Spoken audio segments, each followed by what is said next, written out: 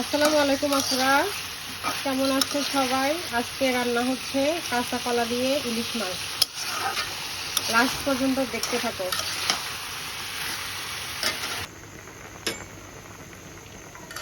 দেখো পুরা কাঁচকলা ভুনিয়ে ঝোল দিয়ে দিয়েছি। এখন একটু পরে মাছ দিয়ে দিব।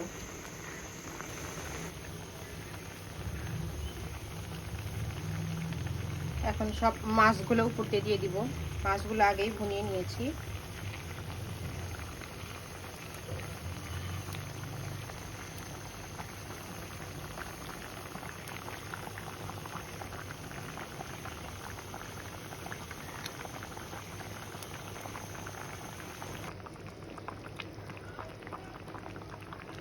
এই দেখো আমার আজকের রেসিপি কাঁচা কলা দিয়ে ইলিশ মাছ রান্না হয়ে গেছে। তোমরা এইভাবে রান্না করে দেখো, অনেক মজা। আজকে এ পর্যন্তই। আল্লাহ হাফেজ।